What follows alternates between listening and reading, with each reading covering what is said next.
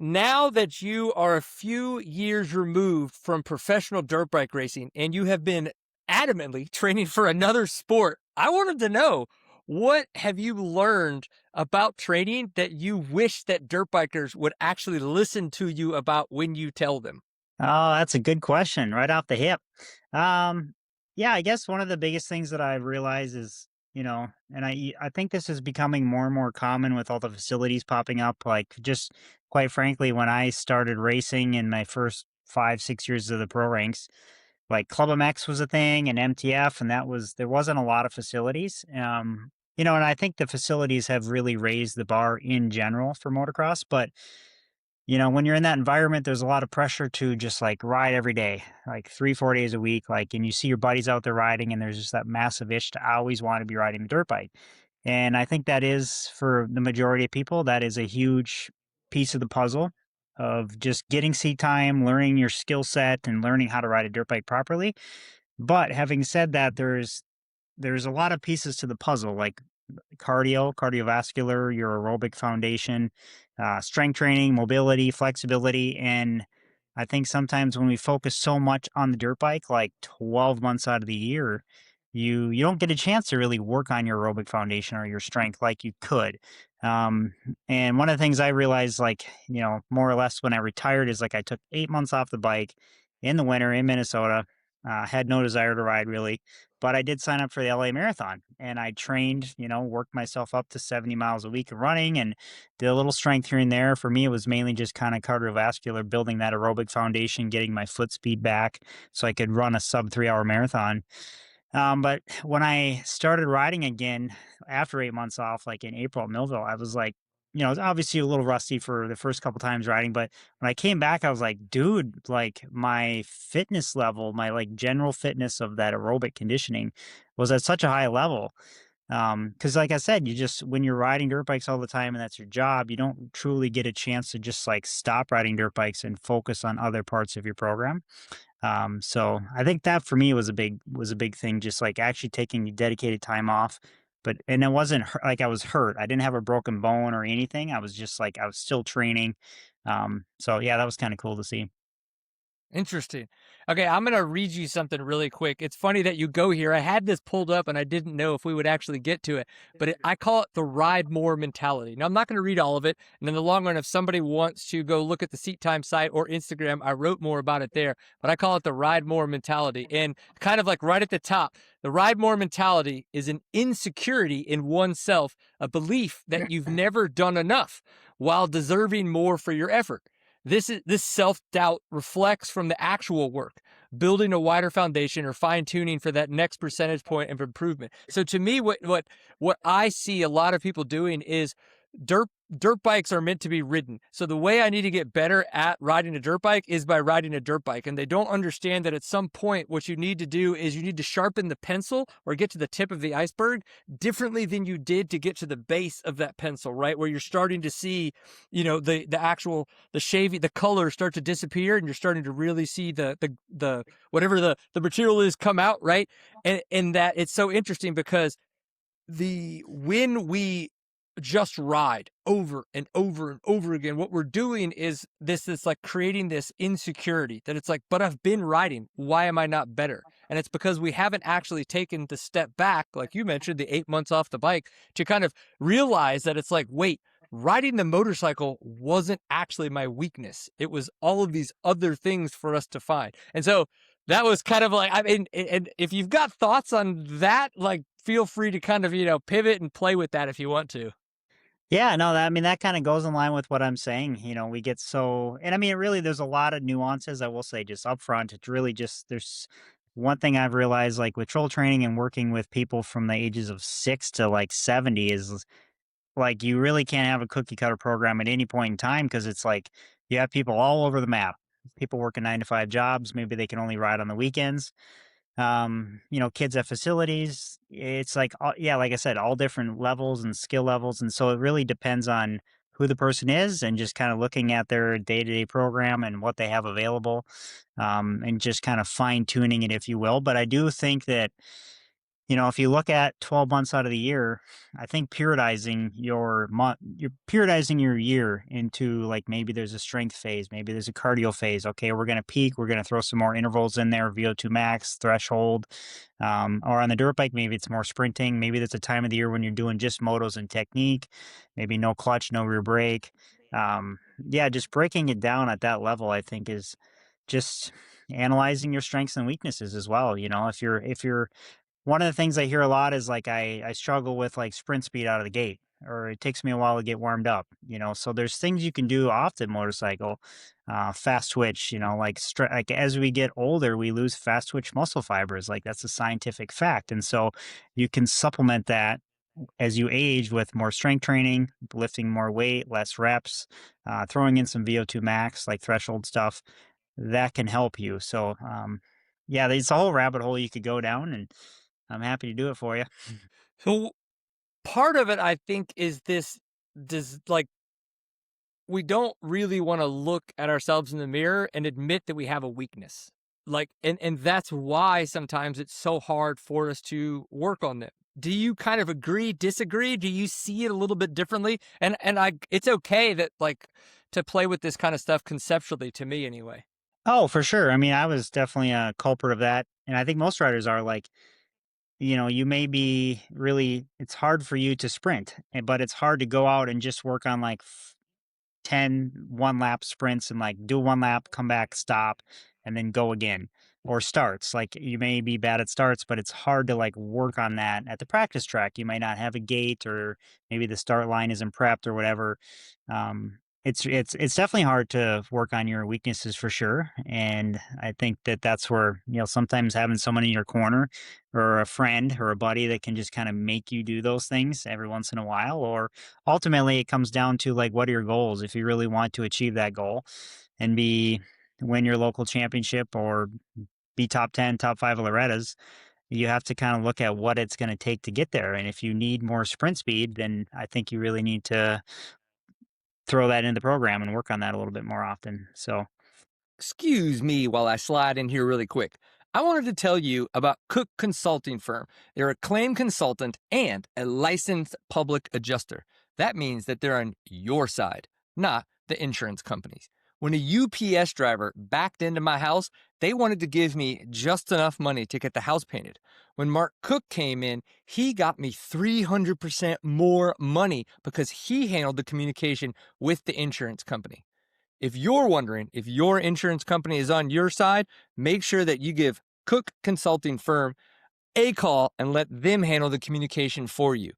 Their link will be in the description. And now, back to the show. Have you found any techniques that you either use, as you said, you maybe are that friend to other riders, or potentially the coach that they're paying? Have you found ways to communicate to a rider who is not facing that truth? That they're trying to skirt around a weakness versus face the weakness head on and actually work on it. oh, for sure. Yeah. I mean, there's always that. And that's where you just have to have a real honest truth of, like, listen, I've been working with you for a while, or as a friend, like, I've been your friend for many years. And, you want this trophy or this championship or whatever, but, like, this is not what's happening. You're not doing what it takes to get to that. And that can be hard for a lot of people to accept. It's hard to look in the mirror sometimes and acknowledge that you're, maybe not doing the right thing or whatever. So yeah. I've found exactly what you said about kind of like trying to find that weakness in that time to work on it. It's been really helpful. That might be my warm up, right? My warm up may be like, okay, cool. I'm going to go out there and just really pay attention to my clutch and my throttle. And I'm going to kind of like see how that plays out. Or it could be the sprint speed thing. It's like, okay, I'm going to go get warmed up. And for the 10 minutes right after I warm up, that's my sprint speed practice. And I'm only going to do it for 10 minutes. Again, like, because I am a normal human who works a normal job and also wants to enjoy riding his dirt bike. But when I am trying to follow a series or putting more effort in the race in maybe than normal, I kind of want to see the results go up. And that's hard to say, because really what I want to see is I want to see my performance on the bike improve. And the hope then is that by those improved, performance, that means I will get a better result. Because just because I put in the work that might be towards my weakness doesn't mean that I deserve or should get a better result. Hmm. Yeah. No, I agree. It's so interesting to listen to okay, I listen to the Pulpamex interviews a lot, right? And most recently, I've Mhm. heard writers say things, and I kind of have been gravitating towards them. And one of them was, "I don't trust the motorcycle." And that is kind of this like thing where they're like, maybe they're riding at 75% or they're riding at 80%, and they're in this case of like, "I don't trust the motorcycle." And to my mind, that's I don't trust myself on the motorcycle because I don't know how it's going to react, right? And to me, even though it's a small nuance in the way that they're using language, it's essentially taking the blame off of their shoulders of the problem, which they need to, again, my mind, listen to these kind of things and playing with concepts. It's like, well, really, what you need to do is get to a place where you trust yourself enough to be able to push on a motorcycle that you know and understand. And as long as you can Uh-huh. say it that way, you can understand that it's you that actually needs the work, not the motorcycle. Yeah, no, I mean, I have some strong feelings on that because I just feel like, okay, it's 2026. You can't tell me that the dirt bikes that we're racing now are the best they've ever been. Um, like you go back to like Osho, Jeff Stanton, Jeff Ward. Back in the day, like our bikes now are better than theirs, hands down. And I don't really feel like they were complaining and like saying I can't trust the dirt bike because at the end of the day, like every dirt bike has limitations, Honda, Kawasaki, KTM, whatever it is, steel frame, aluminum frame, Showa, KYB, like they all have limitations. And as a rider, it's like it's your job to like understand what that limitation is and like, go to the limit, but then you have to be able to understand you can't cross over that line, and I think especially when it's your job, and you're being paid to get out there and do well, you have to, that's why we have off seasons and why we put in the training and spend a lot of time on a dirt bike is just to understand the limitations and just know what you can get away with and know what you can't. And I think that's like last year when I was on Pulp, we were talking with Cooper Webb about his bike settings with Yamaha, and it was like he basically just was on his base setting for most of the year and did a click here, click there. And I think that's honestly that's when you're in a good spot when you can basically have a similar setting from one year and carry it over to the next, and all you're doing is clicker changes because you know the bike like the back of your hand. For me personally, like I hated to make big changes like the week of a race and then go race it, and like you're learning it in practice, and then you're out in a heat race and you're still kind of like not really sure. And that's kind of where you also like going back to like trusting the dirt bike. Like you have to make sure you come up with a good setting, and then you can put it through the paces in the off season, and just kind of know that like okay, here's our box, and we're not getting too far left, not too far right, and you're kind of just staying in that box. And part of that I think comes to like we hear like a rider needs to have confidence. They need to believe in themselves and things like that. And how do you translate some of the things that you just mentioned into building that confidence, right? Is it to that point where you trust the motorcycle and the settings that you have vehemently? Or is it that you've just kind of like done the thing enough that you know how every single thing is going to respond? And being a professional, if we're using setting 2C and it's soft, you know how it's going to kick, right? Like, kind of like, how does a rider start to take what you're talking about and really like start to build that confidence, not just in themselves, but the bike that they're, riding with? I mean, I think there's a lot of nuances with that too, like having a good suspension guy that you can trust, but then also like understanding how, and I do think like for me, for example, like I mean, honestly, every racer, what you're feeling when you're 16, 17, 18 years old is a lot different than when you're 30 because you've had 10 to 12 years to like understand suspension changes and spring rate, like what a spring rate change feels like, what adding oil or taking away oil feels like, and valving, and um, just like things like that within the motorcycle. You start to kind of have a better feel for it the more you test and the more you ride, and the different teams you're a part of, and it kind of grows your test rider, capabilities in a sense, but just kind of having a good understanding of it. And like I said, like putting it through the paces during the week and like understanding that the setting in and out. And the other thing is like, hey, maybe this setting is good on 95% of the track, and there's one section of the track that it doesn't handle well. Well, it's like, dude, just get through that one section. It's great on the rest of the track. You know what I mean? So like, don't get hung up on the fact that the bike's not good everywhere. Prime example of that would be like when we're running a paddle tire. Like at Millville, there's the paddle tire is like phenomenal on the start. It's great in the whoops, and it's great for the probably 65% of the track. But then in the back section, it's hard pack and slick.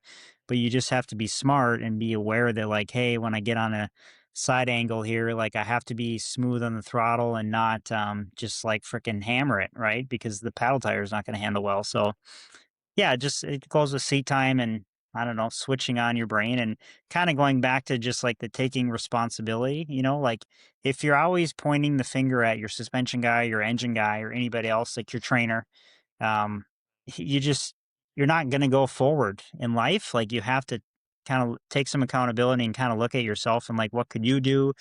Could you have maybe set the bike up better or maybe given your suspension guy, engine guy some better advice? Things like that. So, No, I love it. It made me think as we're talking about this, it made me think back to what you said earlier when you went running for 8 months. When you were doing that, you had very finite technique work to do while running, right? And the tool that you were using was the body and some shoes, right? When sports, air quotes, and I'm going to use air quotes because it is, and I was like, are that simple, right? When we look at dirt bikes and we look at all the nuance that we keep using the word nuance a lot too. That's fun.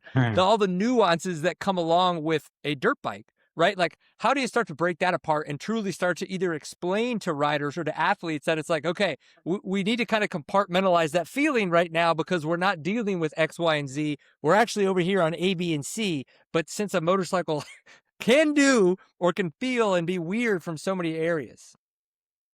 yeah.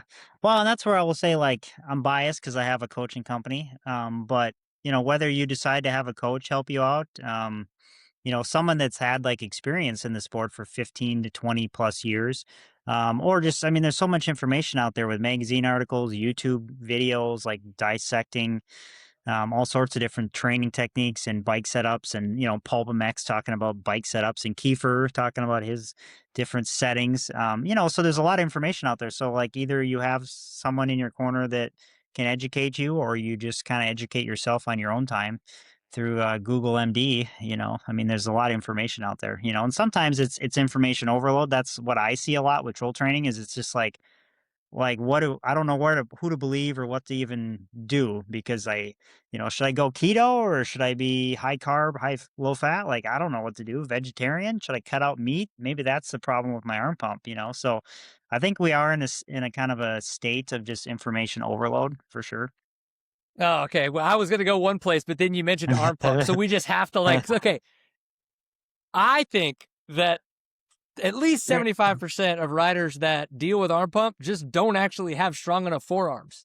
And so, but then then you get into the nuance space after that. So like, but that's just my like, I've done so much grip work that I just never get arm pump anymore. And once I found the right setup and did a shit ton of grip work, like arm pump went away. Like, don't even think about it anymore. But like, what are your thoughts on arm pump? I mean, yeah, that's always a great topic if you want to, I mean, riders of every level struggle with arm pump. And we actually just did a troll training reel with Chase Sexton at A1 and talked about arm pump.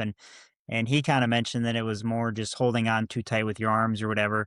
But my thing is, it's like arm pump, if you really want to like fix arm pump for a majority of riders, not just a professional like Chase Sexton or not just a vet guy, it really comes down to strength, what you're doing in the gym, cardio, how's your aerobic fitness, what's your lactate threshold look like, your mobility, bike setup, suspension, like if your forks are too soft and your rear's too tall and it's constantly like nose diving into corners or like it's getting sketchy on decel.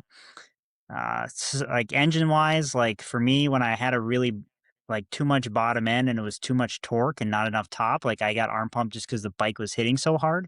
So like bike handling, how the bike's performing engine wise, there's a lot of different steps to it. Even handlebars, some people don't have as much arm pump with like a fat bar setup versus like the twin wall rigid handlebar. I mean, there's so many things and so many layers when it comes to arm pump. Like some people, yeah, like we talked about red meat. Maybe Like red meat, just I personally, this is my personal belief that red meat is not bad and it doesn't give you arm pump. But the simple fact is that it does take longer to digest. You know, you can't have a steak the night before a race and it's not going to be digested the same as chicken. It just takes longer. It's red meat. So maybe having that red meat on a Monday when you're racing on the weekend, is the trick. But like I said, there's just a lot of layers to arm pump, and it's hard to just blame it on one thing. Like I have an athlete that's, oh, I get arm pump if I do pull ups, and I'm like, well, okay, if you do one pull up, does that give you arm pump? No. Okay, well, when you do 10, you're getting arm pump. So at some point there, like, what's the magic rep that gives you arm pump? Is it 5 pull ups or 9 pull ups? You know what I mean? Um, so a lot of that I think is in your head as well, mental. And the mental side of it is huge. Also, people tend to not push themselves as hard in practice, right? So if you're only ever getting to 80, 85, 90% of practice, well, on race day, dude, you're at 105%, right? So you're blowing past your lactate threshold and your max heart rate. So obviously, if you've never trained hard enough in practice, you're not going to be able to do it in race day and feel good, right? Okay, well, I'm gonna do the exact thing you don't want me to do. And I'm gonna Have a tell steak. you, okay. Well, no, those are phenomenal. They taste so good. Is on average, what do you see being the number one problem that riders have that cause arm pump? I think for the general rider, like the vet guy, the amateur guy, I think technique. I think technique is a big part of it, just because my personal opinion, like a lot of riders think they have good technique, and then I will video them, and it's like, hey, you don't look like you think you look, and I'll show them the video, and I'm like, dude, your knees are all over the place, like you're freaking got to unlock your hips, get your butt back, get your head over the handlebars. I think technique is a lot for the amateur guys. I think that's a big part of it. I love it, and I thank you for the joke because the red meat that I'm gonna LOL while editing this for sure. Okay, it's funny because I say when I raced the National Enduros in 2025, I got on a 4-stroke 350, and I noticed right away that at any time that I got into a race and was just hammering it, enduros, of course, right? Not moto or super, obviously not supercross. My biceps would blow up. And I was like, Mhm, what in the flying flippity flap? So I did two things. One, I did exactly what you said. I realized that back on a 2-stroke, I could be a little bit more lax with pinching with my legs. And so I could kind of get away with using a little bit more upper body. Well, on the 4-stroke, I had to go practice learning how to pinch with my legs more so that I could control the mhm, bike there and I would not have to pull myself forward towards the handlebars nearly as much.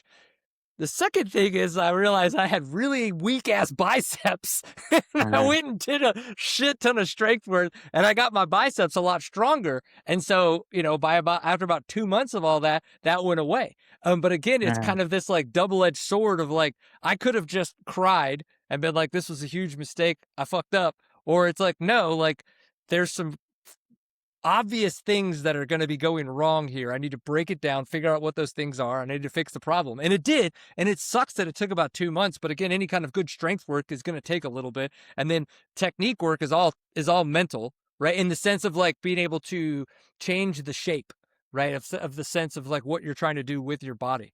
I just thought that was interesting and right, right on track with what you were saying about it. yeah. No, I mean, you could probably have an hour-long podcast talking about that because, like you said, like, maybe your technique is fine and the dirt bike is handling fine, but you have weak core, your biceps, your shoulders, like, your upper body is not strong enough, and, when you're on a four-stroke, like, I always think that 450 is just, like, honestly too powerful and too much horsepower for the average person, but you're coming out of a corner and you're sliding back and then you're trying to pull yourself forward. And you're doing that like, what's there 20 to 30 corners on any given track and you're doing that 20 to 30 times on a lap and it's like think about like that motion that you're going through every lap for 2 minutes each lap times 4. I mean, it's just like obviously you're getting fatigued, right? So you do, and that's where like you do need a high level of fitness if you want to ride the bike at 100% for even just 4 laps at a local race, like, and yeah, there's fitness. Fitness is big.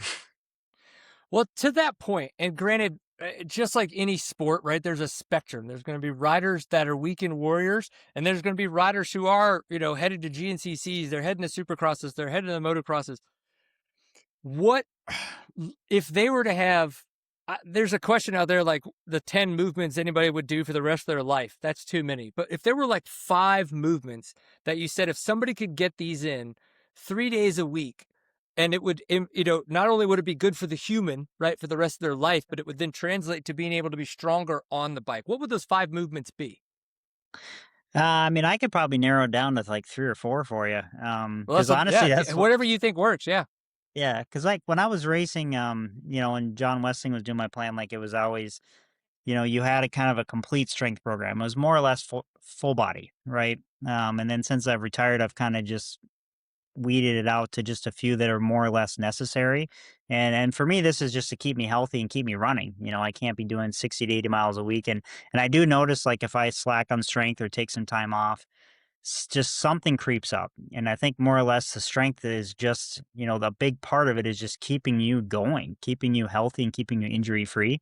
But for me, single leg deadlifts, those are a big one. Regular deadlifts with a barbell. Single leg deadlifts would be with a dumbbell. And that's Front like a squats. RDL, right? Yeah. Romanian deadlift. Yep. Okay. Yep. Yep. So, and then, yeah, single leg deadlifts, regular deadlifts, front squats. And that's honestly those 3 right there. Those are kind of my 3 like money ones. If you don't have a barbell and for front squats, you could just do a goblet squat where you hold the dumbbell like that. So You can biggest go a thing, long way on question to that. that. Obviously, we got a lot of legs and we got a lot of functional movement out of those. Why with Mhm. those? Why no potential single out of anything upper body? Now you're also getting a lot of core with all of those movements as well because you're stabilizing the spine, right? With a lot of the Mhm. muscles for all those lower body movements. But what about upper body at all, and why maybe not as Yeah, I would much? throw in bench press, like single arm bench press, like with a dumbbell. I really like dumbbell stuff just because it's forcing more stabilizer muscles in there. Like when you have a barbell, you're kind of not singling out one part of your body, right? Where with a dumbbell, like single arm overhead press with a dumbbell, like that's one that I really like. Or just a single arm bench press. Those would be 2 other ones. So I think that gets us to 5 exercises there for you. Um, but yeah, I mean, I feel like the RDLs, deadlifts, front squats, bench press, yeah, overhead press. The overhead press for me is probably the one that I notice the most just for like, I mean, especially if you're trying to keep a straight line from your nose to your belly button and like push a 40-pound dumbbell up, like that's a lot of activation happening. If you're standing, like it's basically every muscle in your body you're using. And if you do it seated, it's even worse. Because what I've found is like when you try to do those standing, what you don't realize is you'll always kind of do this. If you get down and you stay seated, like Mhm. there's no like, unless you like tighten your glutes really quick to get an explosion. You know what I mean? It's like it's Mhm. all shoulders and core to get that thing moving. It's crazy. Yeah. I'm in the same boat. So I've had a lot of shoulder injuries as most dirt bikers have, right? And so anytime that I start to do anything with a barbell that gets too heavy, right? So this Mhm. is my bad shoulder. This then was my good shoulder. What we realized is my good shoulder, when I was holding a barbell, would take like 75% of the weight. Then I Mhm. injured this shoulder. So then my bad shoulder had to become the good shoulder as I rehabbed. And it's like, okay, I'm almost like no barbell anymore because of the fact that it's like these shoulders are so out of whack. I have to train them separately. And that's really gotten Mhm. me on like the idea of like kettlebells and dumbbells and things like that. And I kind of like playing around with a Mhm. kettlebell in some of the singular movements like you're talking about, as well as dumbbells, because it just changes that angle like a little bit. And so the stabilization muscles, you can feel a difference. And it's just kind of fun to play with. But if, you don't need to buy both. If you got a dumbbell, use a dumbbell. If you got a kettlebell, use a kettlebell. It's interesting. Yeah. Well, and that's where like a lot of people are when they're signing up for our program, they're asking like what they need for gym access or equipment. And I'm like, literally, you can get one like, whatever weight you want, 30, 40, 50-pound dumbbell. And you could do so many exercises with just one dumbbell. And like honestly, that's so much better than a machine. Like I would say, like unless you're an elderly person training for like bodybuilding competition or rehabbing injury, like stay away from machines. Like they're not helping you whatsoever, just because they're taking all that stabilizing for you, and you're exercising the muscle belly. You're not exercising all those stabilizer muscles that, as a motocross athlete, that's important, right? Like having all those small muscles around the bigger muscles, strengthening those and making those strong. So that way, when you're coming out of a corner and you're pushing yourself up constantly or whatever, your shoulder's not dislocating or popping out, right? So, I mean, you can go a long way with dumbbells for sure, or kettlebells. And I think I've heard you talk about this before too, and I think it was with Chase Exon actually, was like, muscle in and of itself. Again, when we say have more muscle, that doesn't exactly mean it needs to be bigger muscle. You can have denser muscle fibers. Like, look how strong Arnold was it Alex Honnold is. He's Yeah. massively strong, but he's not massively huge, and that's because of the fact of how dense his muscle fibers are. So, like now we have armor, right? So not only are we wearing protection, but this muscle can also help anytime we crash to make sure that we're just a little bit safer. Oh, for sure. Yeah. Fitness for the win. You are playing every fiddle for me, and I just thank you. I'm in a kid in a candy store right now. I wear Whoop Uh-huh. and I've worn it since 2019. And I've seen more racers wearing it lately. Specific one was Jet. They're in motocross. I think Rider D wears it. I know I've seen it on a couple other riders as well. How do you feel about wearables and trackers? And then, of course, too, how have you now seen them evolve, especially when we're coming just off of Garmin's? And I say just, like using Garmin's, Polars, things of that nature, to now going into the Whoop aspect of things where it's much more software as a service, and everything that's happening behind the band is trying to be much more helpful and can be turned into a coach if you so desire it of that. Yeah, I think it's great. I think more data is always good.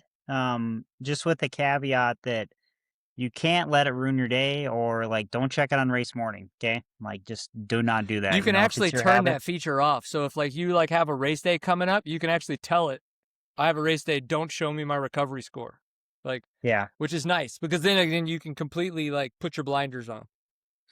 But I mean, I will say, coming from the space of like having tracked this stuff for over a decade, I've had an Aura ring for probably 6 years now, and I've had Garmin stuff. Polar really never checked that kind of data recovery side of it, but like Garmin's been a lot better about that, and I think it's great. But I just think at the end of the day, like after having tracked all that stuff for 10 years, and sometimes my HRV is just 30 to 40 points lower. I guess the big things I look at is like resting heart rate and HRV. I do get the sleep data with the Aura Ring, but I just haven't really dived into it a whole lot. For me, it's like mainly HRV and resting heart rate. Those are the kind of the metrics I'm looking at. And having said that, like I've had some days where my HRV is tanked and my resting heart rate's a bit high, and then I go out and do a threshold, 15-mile long run, and it was great. It went fine, And so I don't know. It's kind of one of those things where you still have to have that intuitive sense of like how you're feeling, and like analyzing that as well as having the data. And just like, I think some people kind of get like mind fucked a little bit by the data, and they're like, oh, my resting's out of whack or whatever. And they're like freaked out by it. So you have to take it with a grain of salt. I think there's like some mental training that you can learn within that where you're like, fuck, like I feel fine. Maybe I'm a little lighty, whatever. And it says 9% recovery. Well, I got to go do my threshold thing. So I'm going to go do it. And it may not be at the capacity or the exact thing that I want, but I now know what not feeling good feels like, right? Just like, you do 70, 80 miles and you're going to go do a race that's 26, like, what suck feels like. You know what I mean? Like you've Hmm. already done the work kind of a thing. Like, so it could almost be one of Yeah. those things to use towards your advantage. Well, and honestly, like I've had, I did 5 marathons last year, and there was times when, like, yeah, like I said, I don't check it on race morning, but like my HRV was like shittier the morning of the race than after. Like I ran 26 miles at a 6:15 pace, and it was telling me that I'm more recovered and ready to go the next day than it was the morning of the race, right? So that's why I tell you, gotta take that with a grain of salt a little bit, and um, you know, yeah. Okay, I want to talk a little bit about nutrition, but here's my other pitch for Garmin, Polar, Aura. Well, not Aura, wouldn't work on the riding. Knowing that I am a dirt bike racer and knowing how hard it is to be a top professional at this sport from a physical aspect, right? Like that to me, what I've seen Whoop do in many other aspects, being able, if nothing else, to show the heart rates for the riders on screen would help the layman understand that these guys are zone, well, y'all as you as well, are zone 5 pegged for the entirety Uh-huh. of the thing, right? That it is so much more taxing from a physiological perspective than the layman would understand. I think also Uh-huh. than even some riders would even understand. And I think that could be a really cool aspect of it. If we could get everybody on Whoop, everybody on a Garmin, everybody on a whatever, and to be able to showcase those things during the outdoor national or even a supercross would be badass.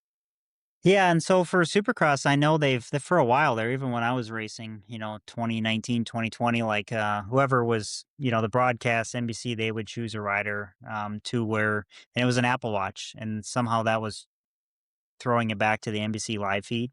But yeah, I agree. I think it's cool data, I mean, even as a racer, as a fan, it's cool to just see that, oh, yeah, like, Eli Tomac, Cooper Weber is at 195 or 200 heart rate for 22 minutes in a 450 main event. Obviously, it takes a high level of fitness to be able to do that, but I also think in Supercross, especially, there's definitely a high adrenaline component to that. When you're sitting, like for me, when I'm sitting on the start line of a main event, like I'm just sitting there on the bike and my heart rate's at 130, like that would be zone 2 training for most people. But that's literally adrenaline. Like the adrenaline is raising my heart rate 40 to 50 beats just from sitting there on the start line, like all psyched up with 65,000 fans.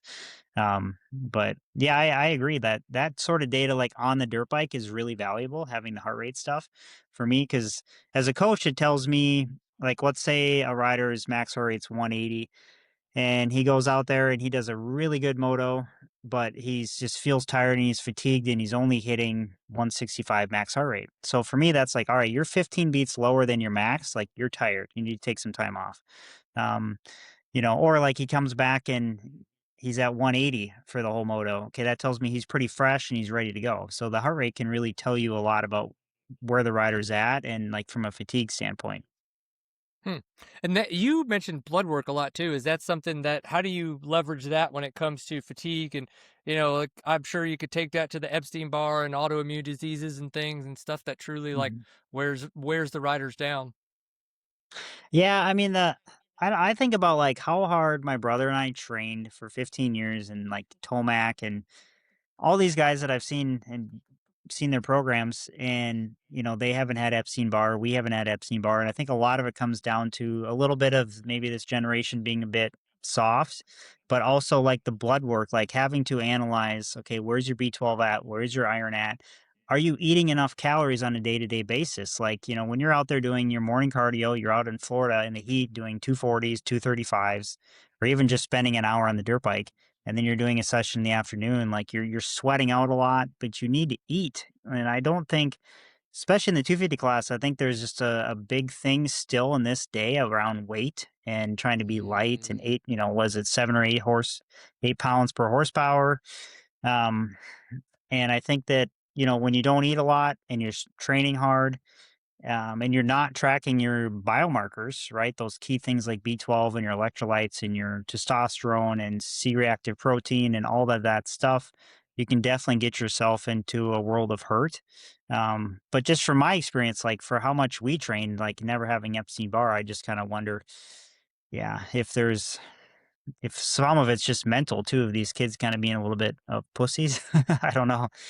Yeah, and obviously, like in the long run, I'm glad you're saying it. It doesn't mean it's true. It doesn't mean it's not true. But in the long run, sometimes questions just have to be asked. It doesn't mean that it's an opinion. Uh-huh. Having had an autoimmune disease, one of the things that was so interesting is how out of whack my hormones were. Right. And so I wonder too, a lot of the stuff you're talking about when you are stressed in a certain manner and you're not eating correctly on top of that, you're not properly hydrated. That's when I think the whole system kind of tries to shut down. And to me, like, again, Uh-huh. like now that I've kind of like, I'm like, why else would the body attack itself? That's what an autoimmune disease is. And like the only reason I can think of is to slow it down, is to try to Uh-huh. say what you've been doing isn't working. And I'm going to force you into a situation that is going to cause you to slow down. And in my case, luckily enough, I did a lot of things that fixed it without medicine. and I'm in a much better place. I still have some flare ups, this, that, the other. But I'm also like wondering, it's kind of like, you know, is I don't know. I just think it's really interesting that we just don't ever actually look at the actual problem. And it just feels like in this sport, a lot of people try to band aid things like Epstein Right. Barr and some of the other autoimmune diseases that come up. And I like what you said that, when we take a much more holistic kind of look at not just what we're putting in the body, but also how we're leveraging the body, that we can start to hopefully kind of negate the chances of it like freaking out and the hormones going out of whack and all that stuff. Yeah, no, that kinda goes into the back to the blood testing and stuff. I do really think that's important because, like, you're talking about autoimmune disease and, you know, are you allergic to gluten? Are you allergic to dairy? How much seed oils are you having in your diet? Like, are you having organic fruits and vegetables and pasture grass-fed meats? Like, where are you shopping? Are you eating all your food at Costco or are you going down and getting it local? Like, is all of your food coming from Mexico? Like, obviously, you want it to come from local, right? Because there's going to be more nutrition in that, more omega threes. And one thing that's kind of common in some training camps in the sport is just like low fat, like not having fat in your diet. And avocados, olive oil, coconut oil, grass-fed Kerrygold butter. Like there's a lot of healthy fats that honestly, like you can't have good high testosterone if you don't have adequate fat in your diet.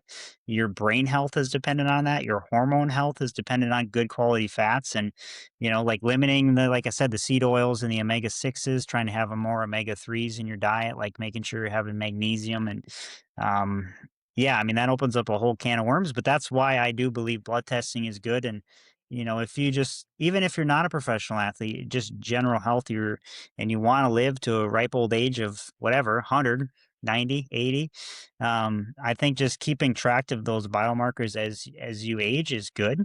Um, Having said that, from what I've seen, like you can't really, and this is kind of the sad state of American healthcare, is you can't go to the doctor and get an actual deep dive on your blood tests. The biomarkers they're looking at are not really indicative of performance. That's why we teamed up with Athlete Blood Test and more or less like all they give us is a discount code for athletes. Like we don't get any kickback financially on that. And for me, that's enough because we're pointing our athletes towards a company that like does a deep dive on these biomarkers for athletes. They're not just looking at the general population. But yeah, that's honestly something, Brian, that I believe a lot in is just, like keeping track of those biomarkers and then being aware of what you're allergic to, gluten or dairy. Foods are so processed. There's so much added sugar. A big thing with like low fat, right, is like low fat. You think low fat yogurt would be good for you, but to make it taste good, because they've taken out the fat, they add in sugar and they add in sodium, and then it's just shit. It's basically just sugar. So, you can do a deep dive on that for sure. I love it. I'm glad you're saying it. There was something in there. How do we simplify all that? You know what I mean? Like, you know the things you're talking about really well, and so you're able to list all those things off. In the long run, again, if we kind of just say to the layman, these are the 5 things to think about because, again, these are the 5 things that are going to help you be a healthier human, and being a healthier human allows you to be a better writer. Hmm. Yeah, I think everything in moderation. Keep it local, organic. Exercise a little bit, hydrate. Stay on top of your health that way. Obviously, it's I feel like you're better off putting your money into like having a higher grocery bill, right? Getting good quality foods now than later in life being stuck in a nursing home and then having the healthcare system suck your bank account dry because you're sick and you know full of disease, I guess, right? You're better off paying for it now and trying to avoid that, prolong it and have a healthier end of life. I love it. Thank you. Okay. Nutrition when it comes to performance. I want to know, for my own curiosity, the amount of carbs that you're intaking for 2.5 hours running a marathon. But at the same time, too, I would like you to then kind of say, okay, now this is what I was taking in for a marathon. Here's how you would evolve it or change it, and or why you need those things when you are riding on a dirt bike. And I also know that Supercross 20 minutes, motocross 30 minutes, recovery 30 more minutes, right? And then you race a sprint enduro, you race a full length enduro, anything else, Baja, you're out there for 6 hours, right? There's not a limit to the amount of calories you need to eat. You just need to eat the right amount of calories for the amount of time that you're going to need energy. Mhm. Yeah, I think, yeah, like this is another topic with a lot of nuances, right? Of just nutrition, and there's definitely a performance diet, and there's a health diet. And I think understanding like on race day, like, hey, we need carbs and we need sugar, and that's kind of like your zone five, 180 to 200 heart rate, and the furnace is burning hot, and you need to be throwing carbs and sugar at it. And I think the cool thing and motocross is always a bit behind just because we don't have doctors and scientists like the Tour de France Peloton. Like these teams have doctors and scientists and they're doing blood work. And I mean, they're a decade ahead of other sports in some cases. But I mean, what you're seeing in cycling and triathlon and running right now is kind of people pushing that grams of carbs per hour, and it used to be 30 to 60 grams an hour was kind of the recommended dosing for like intense vigorous exercise. And that's kind of raised to like past 100. I mean, I think there was a guy that broke in cycling, I think triathlon, 200 grams an hour he was doing in one of the triathlons last year. Like 200 grams of carbs an hour. And that just kind of becomes like the sports nutrition has really evolved to where there's isometric formulas, isotonic formulas that are more digestible in the gut. And they allow you to get, sucrose, fructose. There's a lot of different forms of carbs. And it's allowing your gut to handle that and not have the distress that you would before. But more or less, I mean, honestly, there's just records falling left and right in outside of other sports because people are pushing that grams of carbs per hour limit. But you can't just do that in racing. Like you have to Yeah. train your gut to handle that, right? So it's a fine line of like, okay, if you're doing a 30-minute zone two run or cycle, you don't really have to have a lot of carbs, right? But if you're going over an hour, 1 to 2 hours, like that's a good time. Or interval sessions, especially interval sessions, like that's a good time to train your gut to handle those carbs so you can do it on race day. Yeah, so I have a article on the Seat. I have quite a few nutrition articles on the Seat Time website, and one of them is kind of like the enduro nutrition cheat sheet. And the whole idea is like you're trying to get like I say 20 grams of carbs an hour, and I kind of like list off a couple different ways that they could get them, whether that's Hammer Nutrition, whether that's Tailwind, whether that's UCAN, or whether that's any of those others that are the more traditional gels that are out there. But it's kind of like it even within it's interesting that I've gotten to the point now where I use cis gels, the beta gel. So it's like 40 Uh-huh, grams and it's like a 1 to point 0.8, the glucose to fructose, like you're talking about. But uh-huh, they use maltodextrin. We just lost everybody because we got into chemical aspects of all this crap. Um, and it's insane how many people, because I've added up everything I've ingested in an enduro. Mind you, an uh-huh, enduro that a 46-year-old went and got top 10 in, right? Like, and uh-huh, people are telling me how wrong I am because I'm eating too much. And I'm like, but I beat you by 50 places, and they're just uh-huh. like, well, I would immediately throw up. And I said, I didn't post this to tell you to go eat this way. If you want to eat this way, you're just going to take you about 2 months to get here, but it's just so interesting how ignorant people are to fuel. Like food is energy and you can't not eat during 5 to 6 hours on the dirt bike. There's just Uh-huh. it's not possible to be 100% capacity without that. Yeah. Yeah, and I don't personally know, I guess, like, on the GNCC guy side, what those guys are doing for grams per hour. I'm assuming most guys race with Camelbacks, but in my opinion, that should be the goal is, like, 100 grams an hour, right? Because like, if I can take in like, running is the hardest sport to take in grams of carbs per hour just because, like, cycling is a lot easier, running is just harder, right? Whereas on a Is it dirt because you're bike jostling around or yeah, it's just harder, like, it's easier to have stomach distress and kinda have things happen, just because, yeah, you're jostling around and it's more impact, right? But, like, that should be the gold standard, like, you mentioned 20 grams of carbs, like, I would times that by 5, like, it should be 100 grams of carbs an hour, especially in those GNCC races, and then with that, like, how much sodium are you having? Because that's a big part too, and one thing I found is, like, because I love the SIS beta gels as well, 40 grams of carbs, love the flavor, um, but they don't have any sodium, right? There's only like 10 or 20 yeah, it's milligrams of like sodium. 30 So grams of sodium. Yeah.